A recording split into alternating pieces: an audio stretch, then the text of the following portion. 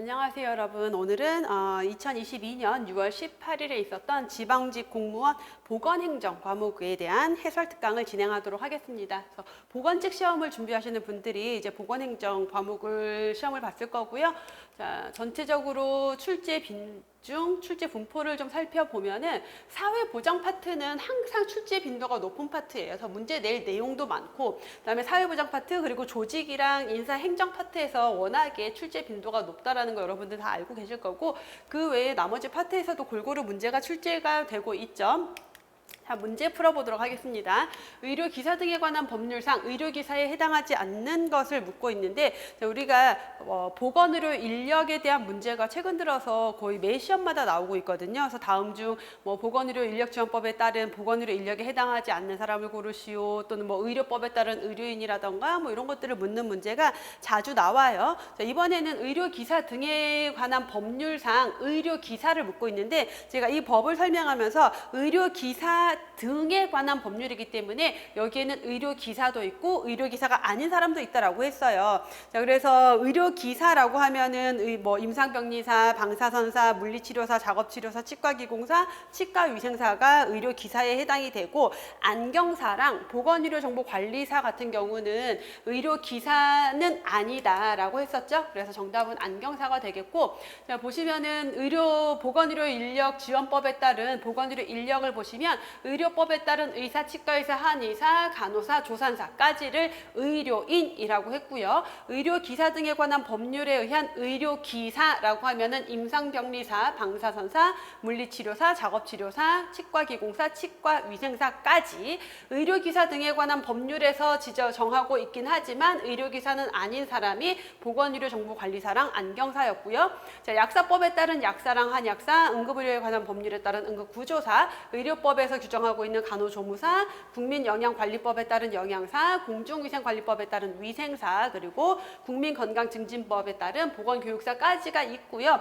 자, 요것만 아시면 안 되고, 이제 이 각각의 직렬의 사람 직종이 면허에 해당이 되는지, 자격에 해당이 되는지, 그리고 보건복지부 장관의 면허인지, 보건복지부 장관의 자격 인정인지, 시도지사의 자격 인정인지, 이런 것들까지 구분을 해서 공부를 하셔야 합니다.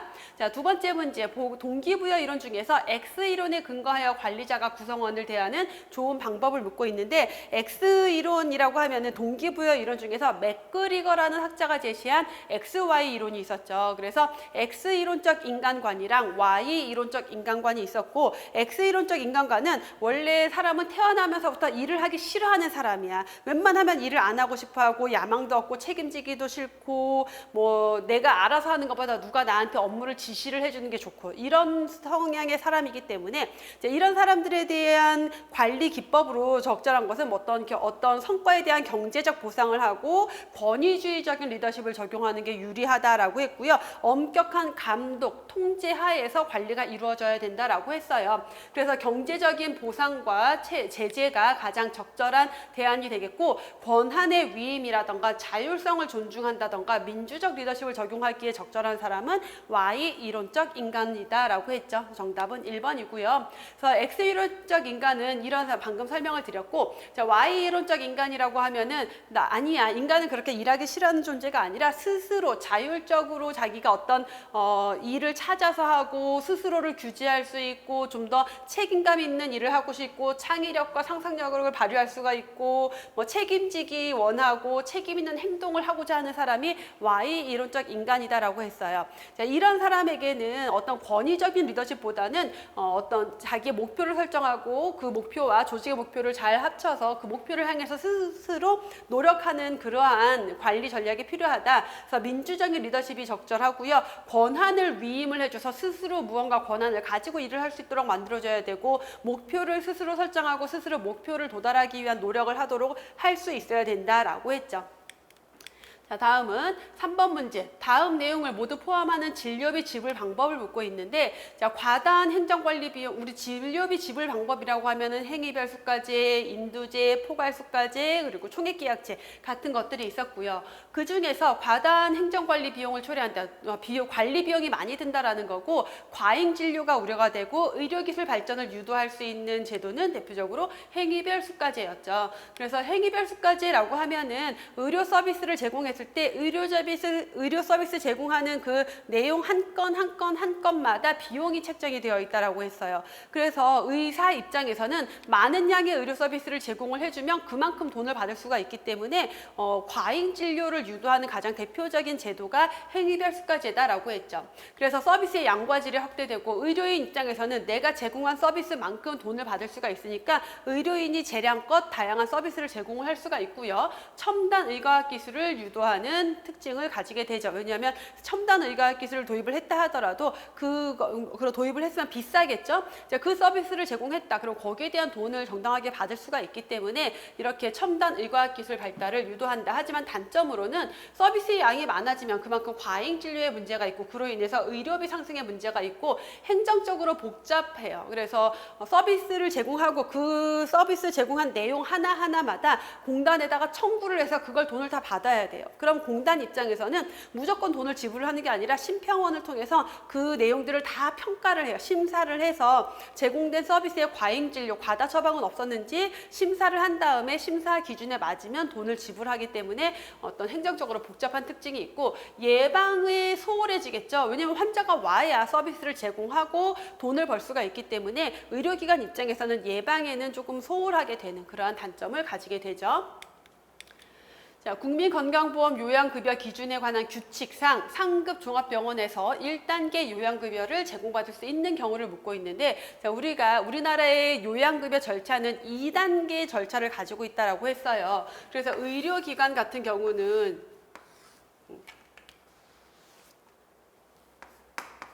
1차 의료기관이 있고 2차 의료기관이 있고 3차 의료기관이 있어요.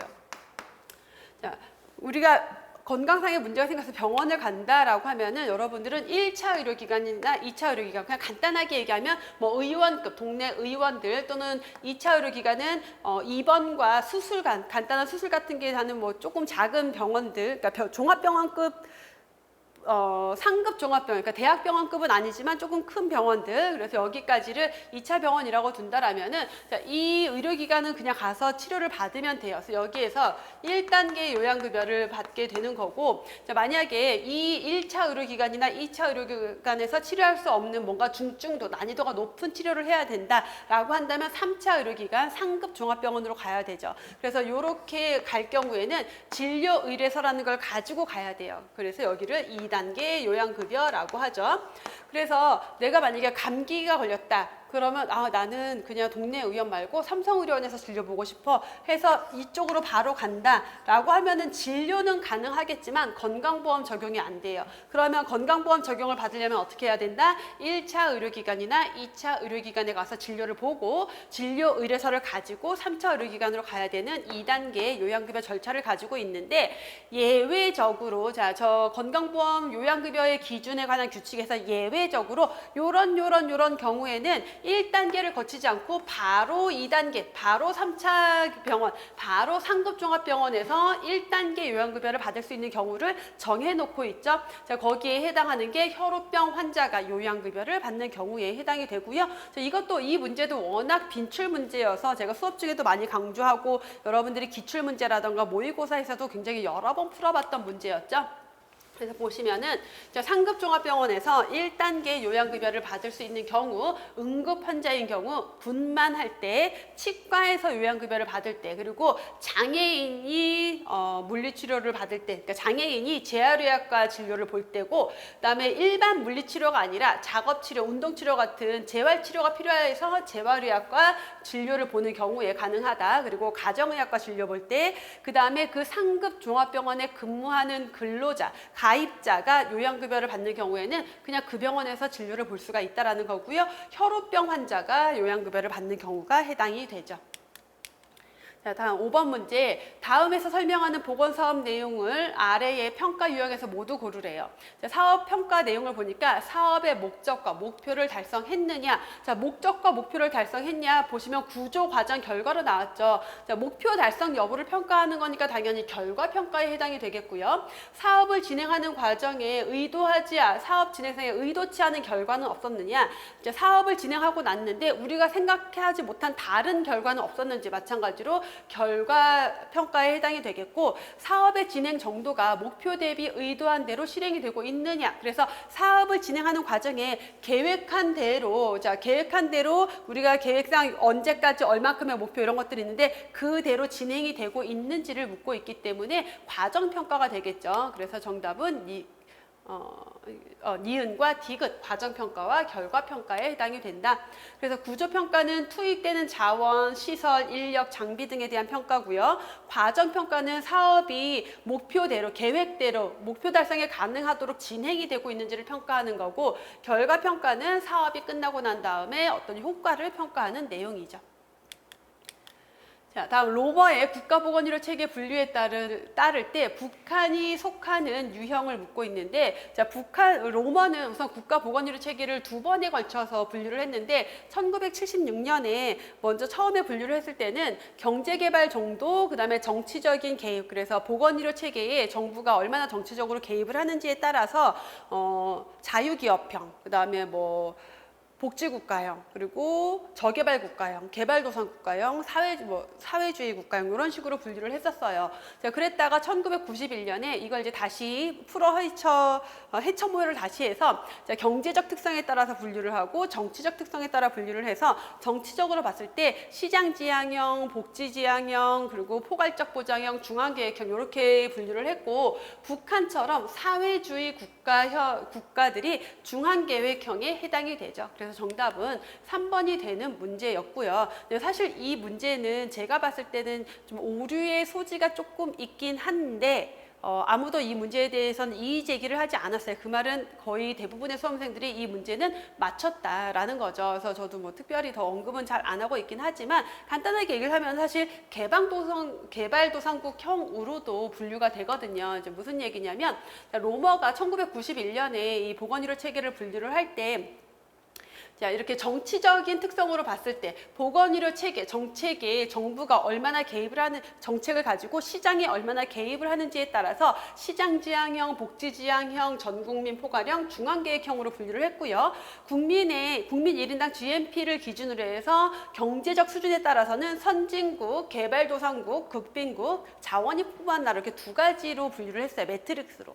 자, 그랬을 때 북한은 정치적인 요소로 봤을 때는 중앙계획형에 해당이 되고요. 경제적 수준으로 봤을 때는 개발도상국가형에 해당이 돼요. 그런데 보기에 이게 두 개가 다 있었단 말이죠. 그러면 어떻게 해요? 우리는 출제자의 의도를 조금 봐야 되는데, 이렇게 복지지향형, 시장지향형, 중앙계획형이 쭉 나와 있다는 거는 아무래도 이 출제위원은 이 정치적 요소에 조금 더 핵심을 두고 문제를 출제를 한 걸로 판단을 할 수가 있고, 실제 문제가 정답이 이 중앙계획형으로 정답이 처리가 되어 있어요. 그래서 그냥 가볍게 조금 오류가 의심이 된다 하더라도 중앙계획형으로 정답을 여러분들이 잘 체크하고 맞았으면 그걸로 된 거죠. 자, 넘어가도록 하겠습니다. 7번에 진료비 지불 방법 중에서 포괄수까지의 특징만 고른 것을 묻고 있는데, 자, 진료비 지불 방법 문제가 두 문제나 출제가 됐어요. 자, 포괄수까지라고 하면은 진단명, 입원 환자의 진단명에 따라서 진료비가 책정이 되어 있는 거죠. 예를 들어서 어떤 사람이 맹장 수술을 위해서 2차 병원에 입원을 했다라고 하면은 그냥 맹장 수술에 50만 원 이런 식으로 비용이 정해져 있는 거예요. 그럼 그 병원에서 이 사람의 맹장 수술을 하는 데 있어서 원래는 보통 다른 사람들은 2박 3일 입원했다 태어나는데 이 사람은 3박 4일을 입원하고 항생제도 하루 더 쓰고 수액도 더 주고 그랬다 하더라도 똑같이 50만 원이에요. 자, 그렇기 때문에 병원 입장에서는 이 환자를 오랫동안 많은 양의 치료를 하려고 하지 않겠죠. 그런 것들을 통해서 어떤 진료의 간소화를 추구하고 의료비 증가를 억제하고자 하는 제도이기도 하죠. 자, 진료의 지속성을 유도한다는 것은 어떤 환자가 계속해서 그 병원을 병원을 오랫동안 다닌다. 그 의사로부터 치료를 받는다라는 건데 포괄수가제는 이런 지속성과는 관계가 없고 인두제를 채택하고 있는 나라의 경우는 지속성을 유도할 수가 있을 거고요. 자, 포괄수가제에서는 진료의 표준화를 유도할 수 있다.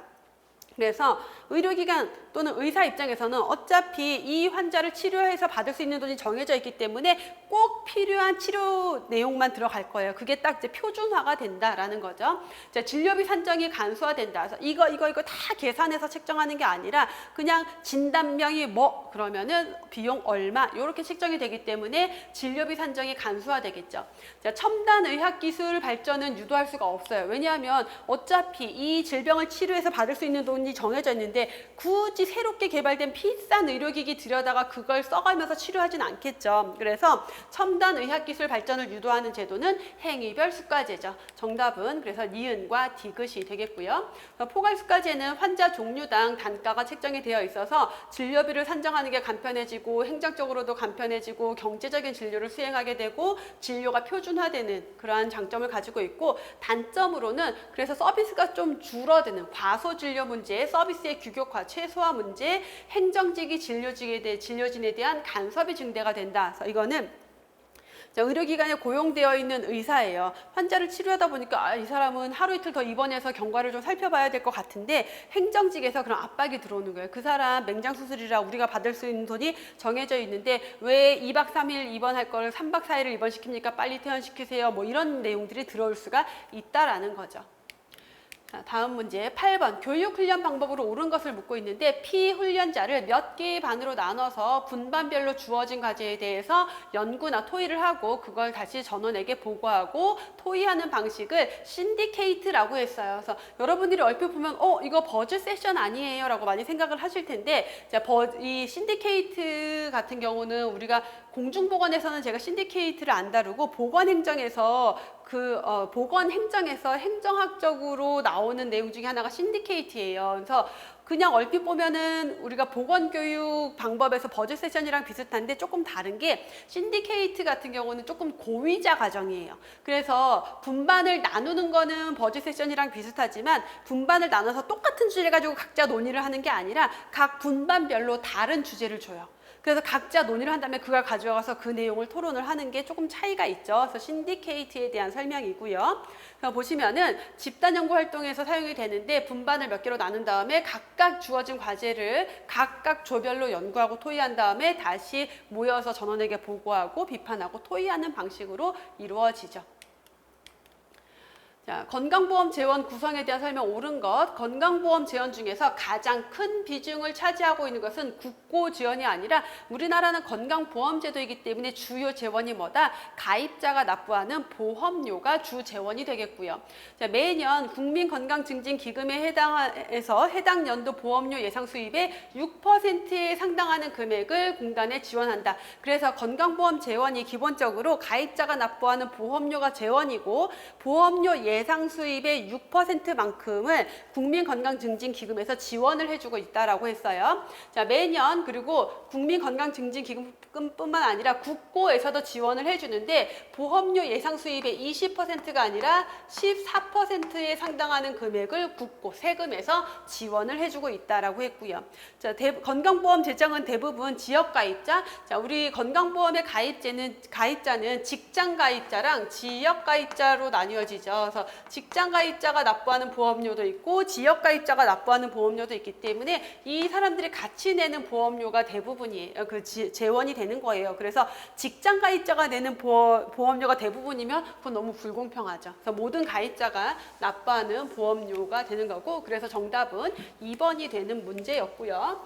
그래서 건강보험의 부가 체계를 보면은 기본적으로 가입자가 납부하는 보험료가 주 재원이다. 자, 가입자가 납부하는 보험료에는 직장 가입자가 납부하는 보험료도 있고 지역 가입자가 납부하는 보험료도 있는데 직장 가입자 같은 경우는 본인이 50%, 사용자가 50%, 사립학교 교원 같은 경우는 사용자, 학교가 50, 국가가 20, 공무원은 사용자가 국가이기 때문에 본인 50, 국가가 50%를 납부하게 되고 지역가입자는 100% 본인 부담이죠. 자, 이 보험료가 전체적인 재원이 되는 거고 그 밖에 정부에서 보험료 예상 수입의 14%에 해당하는 비용을 지원을 해주고 있고 국민건강증진기금에서도 보험료 예상 수입의 6%에 해당하는 금액을 지원을 해주고 있다라고 했어요.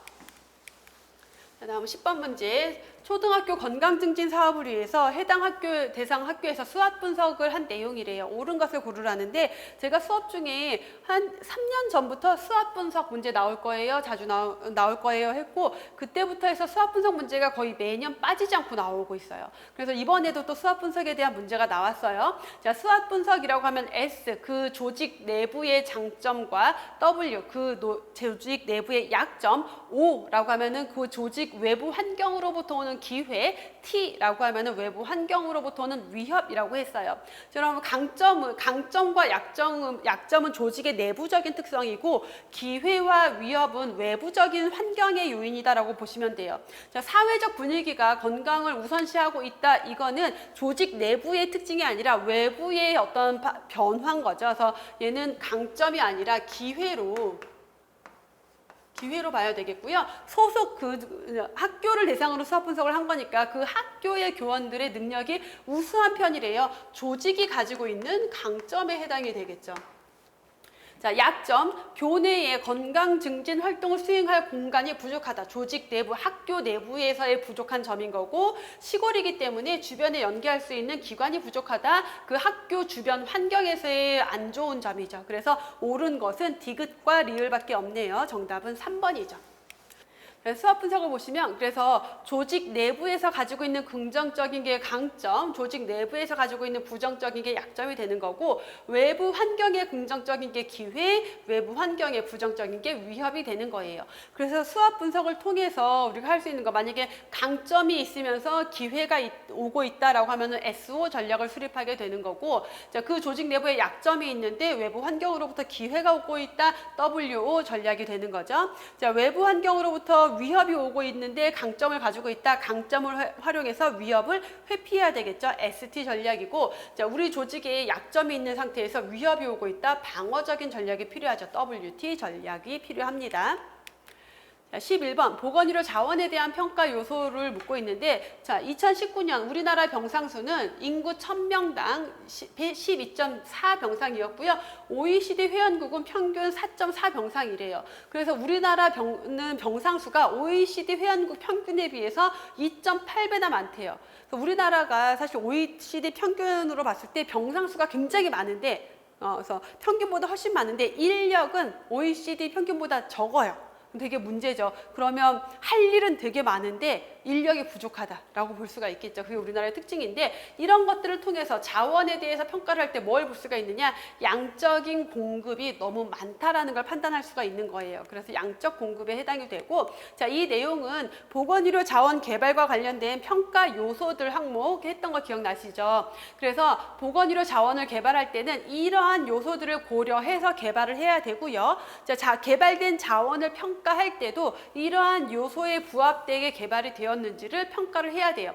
그래서 양적 공급이라고 하면은 국가 그 지역의 보건의료 인력, 시설, 장비 이런 것들의 양이 얼마나 많으냐 적으냐. 그래서 어떻게 표현을 하느냐? 인구당 자원의 양으로 표시를 하게 돼요. 그래서 인구 10만 명당 병상수, 인구 10만 명당 의사수, 인구 10만 명당 간호사수, 인구 10만 명당 CT수, MRI수 이렇게 해서 평가를 하게 되고 자, 질적 수준이라고 하는 것은 그 지역에 개발되어 있는 만들어져 있는 보건의료 자원이 가지고 있는 능력, 기술, 지식 수준, 시설의 규모, 적정 시설 구비 정도 이런 것들이 질적인 수준이 되겠고 더 나아가면은 그 자원을 통해서 그 지역의 건강 수준이 얼마나 높아졌냐, 삶의 질이나 부작용 이런 결과적인 부분까지도 질적인 수준으로 평가를 할 수가 있고요. 자, 분포라고 하면은 그 개발된 보건의료 자원이 지리적으로 골고루 분포가 되어 있는지, 너무 도시 지역으로 모여 있진 않은지, 그리고 지리적인 분포뿐만 아니라 직종 간의 분포, 그래서 의사는 많은데 간호사는 부족하다 이런 것들, 또 의사 간호사는 많은데 뭐 의료 기사가 부족하다던가 이런 것, 또는 전문 과목별 분포. 그래서 우리나라 같은 경우는 지금 의료인 그 의사의 어떤 전문 과목별 분포를 보면은 어떤 안과, 그러니까 정형외과, 안과, 성형외과, 피부과 이쪽에 대한 진료 의료기관이, 그러니까 동네 의원급으로 봤을 때는 의료기관이 훨씬 많고, 뭔가 외과라던가 내과라던가 이런 데가 좀 부족하죠. 이런 것들을 평가하는 게 분포적인 평가고요. 그다음에 효율성이라고 하면은 우리가 이 보건의료 인력이나 시설이나 장비 이런 것들을 만들어내기 위해서 무언가 투입을 했겠죠. 개발된, 그래서 그 자원을 개발하기 위해서 얼마나 많은 투자금이 들어갔느냐도 평가할 수가 있고, 이미 개발한 보건의료 자원을 가지고 얼만큼의 의료 서비스를 만들어낼 수 있느냐, 그래서 개발된 자원으로 얼만큼의 서비스를 산출해낼 수 있느냐도 효율성이고요. 자, 그 서비스 자원을 이 서비스를 생산하기 위해서 얼마나 많은 자원이 필요한지도 효율성이고, 또 그 자원을 개발하기 위해서 얼마나 많은 돈이 들어갔느냐, 이것도 효율성을 평가하는 하나의 요소가 돼요. 자, 적합성이라고 하면 우리가 개발한 보건의료 자원이 얼마나 필요한 서비스를 제공하고 있느냐, 대상 주민의 필요에 적합한 서비스를 제공하고 있는지를 의미를 해요. 자, 계획이라고 하면은 보건의료 자원을 그냥 마구잡이로 개발한 게 아니라 그 종류와 양을 얼마나 체계적이고 정확하게 예측하고 계획해서 개발을 했느냐라는 의미고, 자, 통합성이라고 하면은 개발하는 과정에 계획, 실행, 관리 이런 것들이 개발과 얼마나 통합적으로 이루어졌는지를 보는 개념입니다. 보건의료 자원 개발의 평가 요소들까지 살펴봤고요. 예산을 집행하는 과정 중에서 중앙예산기관으로부터 배정된 예산을 각 중앙부처장이 하부기관에 나눠주는 것을 묻고 있는데, 자, 우리가 예산의 전체적인 과정을 보면은 먼저 행정부가, 그래서 행정기관이 예산을 편성을 해요.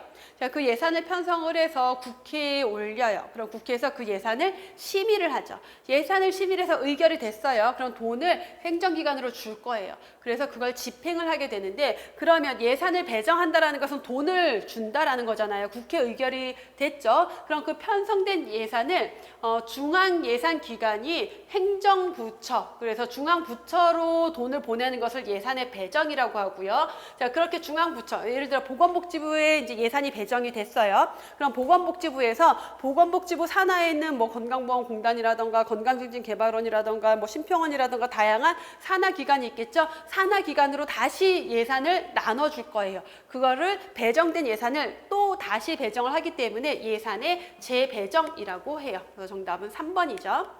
그래서 보시면 예산을 편성한다라는 것은 정부가 다음 회계년도에 어떤 사업을 할지, 그 사업을 기획한 다음에 거기에 들어갈 돈이 얼마나 될지 계획표를 작성하는 거다라고 보시면 되겠고, 예산을 배정한다라는 것은 기획재정부에서 중앙관서, 그래서 보건복지부, 고용노동부, 교육부 이런 데로 예산을 보내줘요. 그러니까 제공을 하는, 주는 거죠. 돈을 주는 거죠. 자, 그게 예산의 배정이고, 예산의 재배정은 예산 배정이 끝났어요. 그럼 중앙관서에 돈이 들어왔으니까 중앙관서에서 각각의 산하기관으로 돈을 다시 나눠주는 거예요. 재배정이라고 하고요.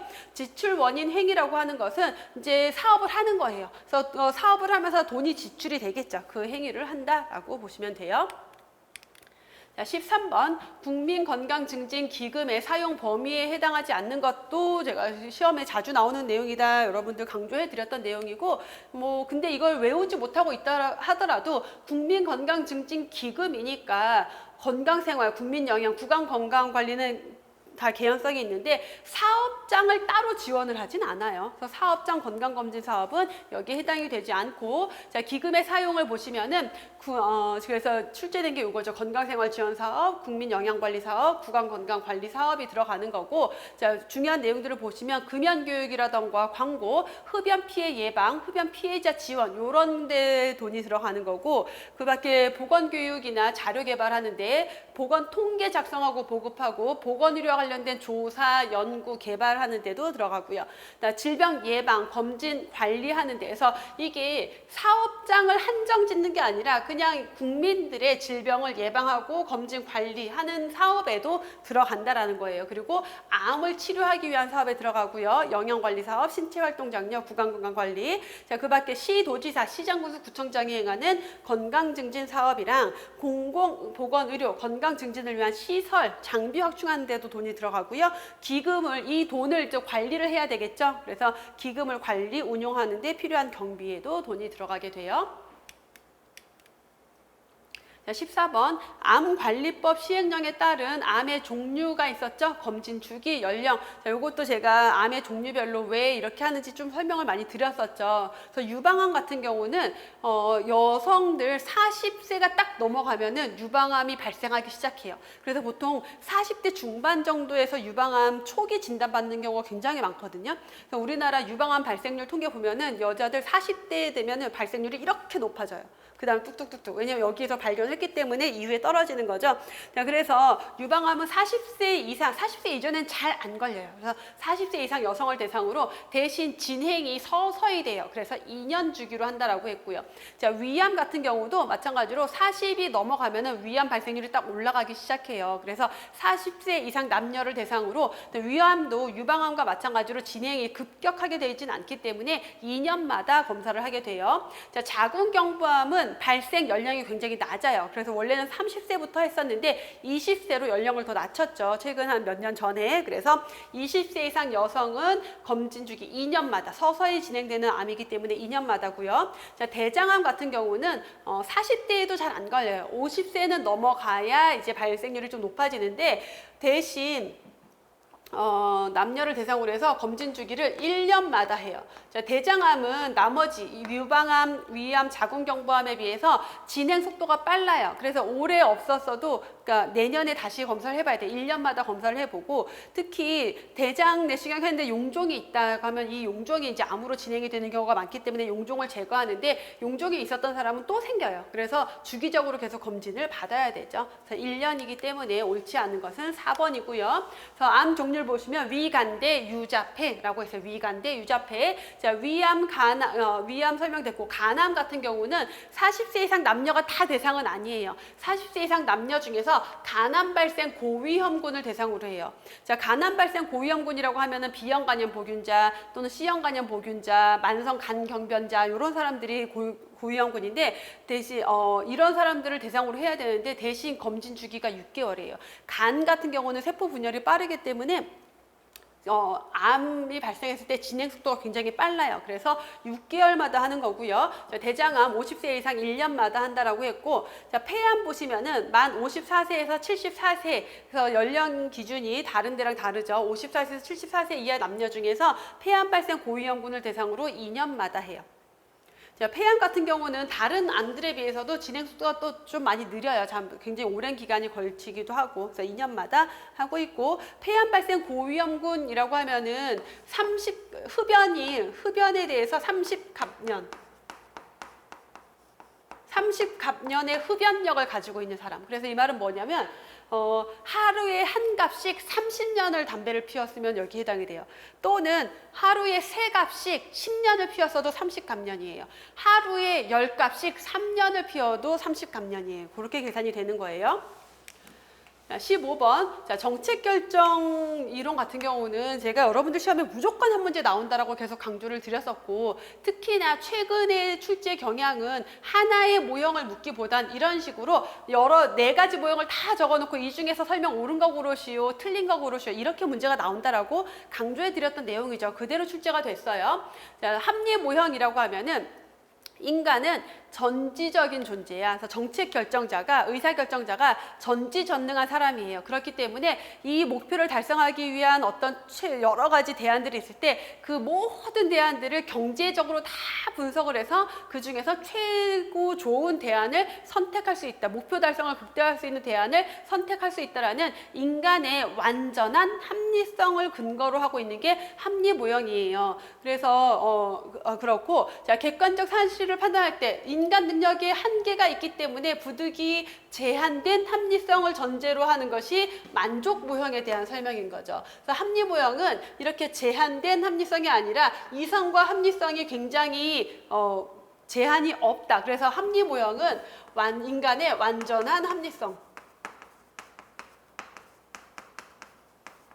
인간은 정책 결정자는 전지전능한 존재야 라고 보는 거고요. 만족 모형은 반대로 아니야. 인간은 그렇게 완전하지 않아. 인간은 그렇게 전지전능하지 않고 이렇게 제한된 합리성을 가진 존재야 라고 하는 게 만족 모형이죠. 그렇기 때문에 인간이 모든 대안을 다 탐색할 수는 없어. 그럼 어떻게? 그냥 순차적으로 무작위적으로 쭉 대안들을 보다가 요거 괜찮은데 만족할 만한 수준의 대안이 나오면은 오케이, 요걸로 의사결정을 하게 되는 게 만족 모형이죠.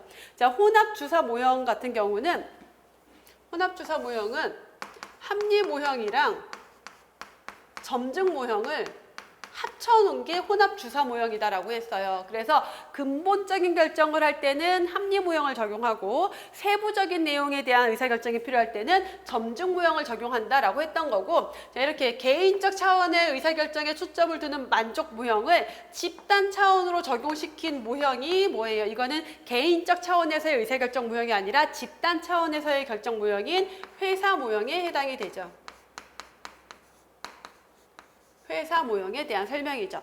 자, 최적 모형은 질적으로 보다 나은 정책을 산출하기 위한 정책 결정 체제 운영에 초점을 두고 있다. 그래서 합리성 플러스, 그래서 합리성뿐만 아니라 뭐냐면 합리 모형처럼 경제적 합리성을 추구를 하면서 플러스 직관, 판단력 이런 것들을 다른 말로 초합리성이라고 했어요. 그래서 합리성이랑 초합리성을 포함시켜서 같이 고려한 모형이 최적 모형이다라고 했죠. 그래서 옳은 것은 1번이 되는 문제였고요. 아니, 1번이 아니라 4번이 정답인 문제죠.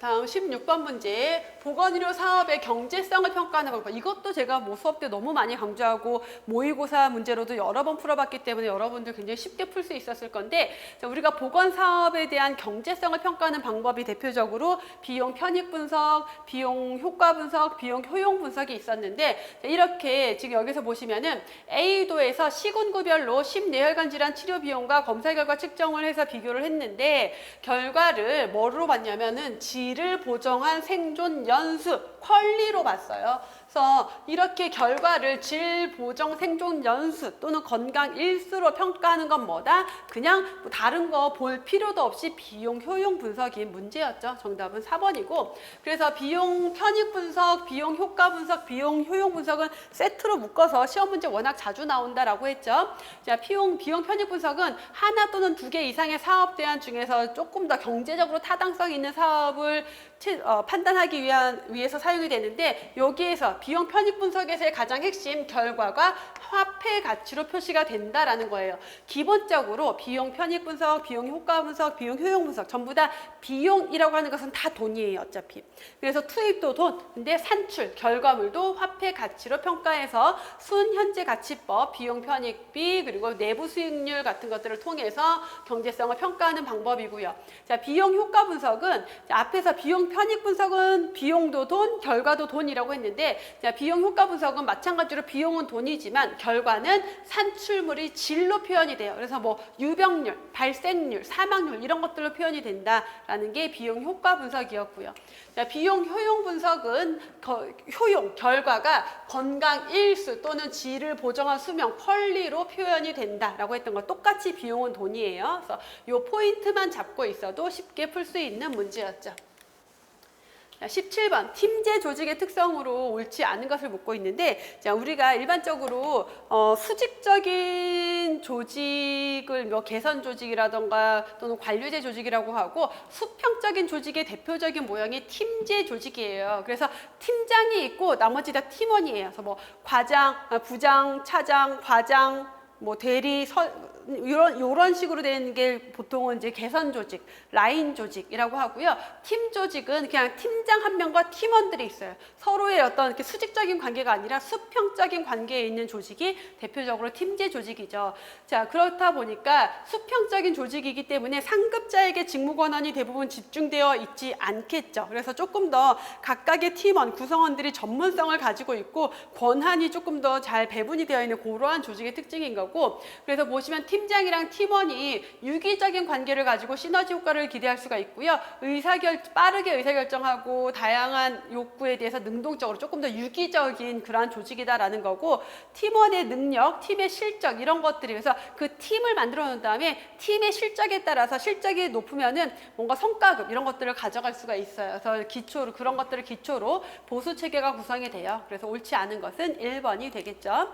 그래서 팀제를 보시면은 환경 변화에 조금 더 능동적으로 대응하기 위한 소수 정예의 구성원으로 만들어진 조직, 소규모 형태의 조직이고요. 자, 팀원의 전원이 어떤 의사결정에 참가하는 방식으로 팀이 운영이 되고, 자, 여기에서 어떤 업무 수행 능력이 상승이 되고 생산율이 높아질 수가 있을 거예요. 그 상승 효과를 높여서 그로 인해서 생산 능력이 우리가 예측한 것보다 더 많아질 거예요. 잉여 생산 능력을 확보를 해서 거기에서 잉여분에 대해서 보상 체계가 만들어진다라는 거예요. 자, 환경 변화에 조금 더 적극적으로 대응하기 위해서 필요한 조직이고요. 고객 중심 서비스를 제공하기 위해서는 이러한 수평적인 조직, 유연한 조직이 필요해서 만들어진 조직이다라고 보시면 되겠죠. 자, 18번 문제. 자, 이것도 제가 헬스플랜 2030이 이제 2021년부터 2030으로 제5차 국민건강증진 종합계획으로 딱 발표가 돼서 되고 있기 때문에 제가 2021년부터 이제 이 문제가 나올 거예요. 당연히 나오겠죠. 당연히 나오는데 특이점은 기존의 헬스플랜 2010과 2020이 없었는데 2030에 새롭게 생긴 게 기본 원칙이었어요. 그래서 제가 작년부터 기본 원칙이 먼저 나올 거다라는 걸 정말 여러 차례 제일 먼저 이 문제가 나올 거예요 라고 했고, 역시나 올해 2월 달에 서울시 문제에서도 요 기본 원칙이 나왔고 이번 문제에서도 기본 원칙이 나왔어요. 그래서 뭐 거의 제 수업을 들으신 수험생이라면 당연히 다 맞췄을 내용이고요. 그래서 기본 원칙에 해당하지 않는 거, 미래 성장 동력으로 바이오헬스 산업을 육성한다, 기본 원칙에 들어가 있지 않아요. 자, 내용 보시면은 이렇게 보시면은 우선 우리가 기본적으로 헬스플랜 2030에 이렇게 기본적인 모형도가 있잖아요. 이 모형도에 있는 건 다 그냥 시험 문제라고 생각을 하시면 돼요. 자, 그 중에서도 제가 이제 특히 올해는 아마 기본 원칙이 제일 많이 나올 거다라고 했던 거고요. 그래서 기본 원칙이라는 게 헬스플랜 2010과 2020에서는 없었어요. 근데 2030에 새롭게 들어왔으니까 얼마나 문제로 내고 싶겠어요. 자, 국가 지역사회의 모든 정책 수립에 건강을 우선적으로 반영하고 보편적인 건강 수준의 향상, 건강 형평성 제고를 함께 추진하고 모든 생애 과정과 생활태에 적용하고 건강 친화적인 환경도 구축하고 누구나 함께 만들고 누릴 수 있도록 하고 관련 부문 모두 연계하고 협력한다라는 6가지 원칙을 제시를 하고 있죠. 그런데 올해 여기가 벌써 많이 나왔잖아요. 얘네도 계속 나올 수 있지만 이제는 그럼 당연히 여기 구체적인 내용들이 시험 문제로 더 자주 나오겠죠. 그래서 이거 플러스 목표, 기본 원칙, 사업 분야 당연히 시험 문제로 다 나올 거고요. 그 다음에 추가로 이제 2023년을 준비하시는 분들은 제가 2023년 대비 교재에 추가한 내용이 있거든요. 그게 뭐냐면 대표 지표예요. 좀 복잡해요, 그거는. 근데 그것까지 이제 봐야 될 시기가 오고 있다라고 보여져요. 그래서 헬스플랜 2030은 모든 내용을 중요하게 보셔야 합니다. 19번 WHO에서 제시한 보건행정 범위, 너무 기본 문제가 출제가 됐어요. 자주 나오던 내용이고 뭐 크게 어려운 내용은 아니죠. 그래서 감염병 관리, 모자보건, 보건 간호가 여기에 해당이 되고, 자, 그냥 내용 한번 정리를 해보면 WHO에서 제시한 보건행정의 범위가 있었고 에머슨이 제시한 보건행정의 범위가 있었는데 이 두 개 안에서 시험 문제가 굉장히 자주 나오고 있죠.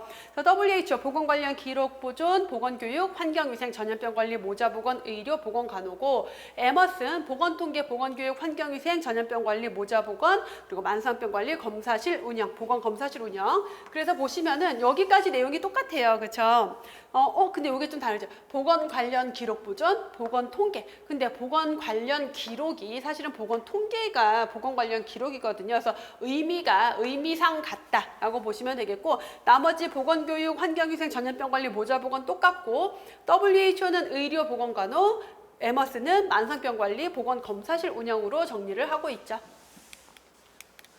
마지막 문제, 지역사회 보건사업을 시행하기에 앞서서 지역사회 진단을 실시하는 목적. 자, 지역사회를 진단한다는 것은 우리가 보건사업을 할 때 그 해당 지역에 대한 진단을 내리는 거예요. 그러면 사업을 할 때 우리가 어떤 주제, 고혈압에 대한 사업을 먼저 할지, 당뇨병에 대한 사업을 먼저 할지, 예방접종 사업을 먼저 할지, 뭘 가지고 결정을 해요? 진단을 내려봐야 돼요. 진단을 내린다는 것은 그 지역사회의 현황을 분석을 해야 돼요. 그래서 지금 우리 지역의 어떤 질병의 유병률, 발생률, 사람들의 삶의 질 수준, 건강 문제가 뭔지 이런 것들을 쭉 조사를 해서 그걸 토대로 진단을 내리는 거죠. 그래서 왜 거기에 대한 진단을 내리냐 보시면은 지역사회 보건 문제, 요구도 이런 것들을 파악해서 우선순위를 결정하기 위해서는 현황을 분석해서 진단을 내려봐야 돼요. 그래야지 뭐가 제일 심각한 문제인지 알 수가 있겠죠. 지역사회 인구, 사회학적 자료를 근거로 그 지역의 보건 상태를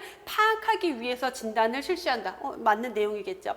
자, 건강과 질병에 영향을 미치는 가정, 지역사회 제반 요소, 가용 자원. 그래서 우리가 이 지역사회의 문제뿐만 아니라 이 지역에서 영향을 미치는 요인들, 건강에 영향을 미치는 요인들, 그 다음에 보건 사업을 할 때 쓸 수 있는 자원은 뭐가 있는지 이런 것도 다 조사를 해야 되겠고요. 자, 지역사회에 장기간 거주하고 있는 보건의료 취약계층만을 대상으로 한다. 이렇게 누구만 대상이다 이러면 웬만하면 틀린 내용이 많아요. 그래서 지역사회에서 보건사업을 하는데 취약계층만 대상으로 하는 게 아니라 취약계층이든 건강한 사람이든 지역사회 주민들은 모두 보건사업의 대상으로 포함을 시켜야 되겠죠. 그래서 옳지 않은 것은 4번이 되겠고요. 자, 그래서 지역사회 현황 분석을 한다라는 거, 지역사회의 현재 상황을 파악하고 우리가 원하는 바람직한 상황, 목표랑 얼마나 차이가 있는지를 규명하고 목표를 달성하기 위해서 뭘 해결해야 될지도 조사를 해야 되겠고 그 문제 해결을 할 수 있는 능력, 한계 이런 것들도 조사를 해야 되겠죠. 그래서 건강 문제 찾아내고 그 지역에 있는 어떤 자원들도 평가를 하고 보건사업 평가의 기초 자료로도 이것들이 쓰일 거고요. 환경이 보건사업에 어떤 영향을 미칠지 예측도 하기 위해서 현황 분석이 필요하다라고 했어요. 자, 여기까지 해서 보건행정 문제 20문제를 풀어봤는데 사실 이 정도 난이도에서는요. 공부를 저랑 같이 기본 이론부터 쭉 커리큘럼을 잘 따라오시고 충분히 복습을 하셨던 학생이라면 100점을 맞지 않았을까라고 제가 생각을 해요. 못해도 95점? 그 정도. 그래서 보건행정이 여러분들 시험에 분명히 효자 과목 노릇을 했을 거다라고 생각을 해요. 그래서 이 보건행정과 공중보건을 통해서 아마 여러분들이 다른 과목에서 부족한 점수를 채워 넣어서 합격선에 가까이 갈 수 있지 않을까라는 생각을 해봅니다. 그래서 강의 중에 강조드렸던 내용 안에서 거의 대부분의 시험 문제가 출제가 됐죠. 그래서 여기까지 해서 해설 특강을 마무리하도록 하고요. 자, 이번 시험을 이미 보신 수험생들, 이 시험에서 좋은 성적으로 합격하길 진심으로 기원하고요. 다음 시험을 준비하시는 수험생들은 이 기출해설 특강이 다음 시험 준비에 많은 도움이 되길 바랄게요. 여러분들 수고하셨습니다.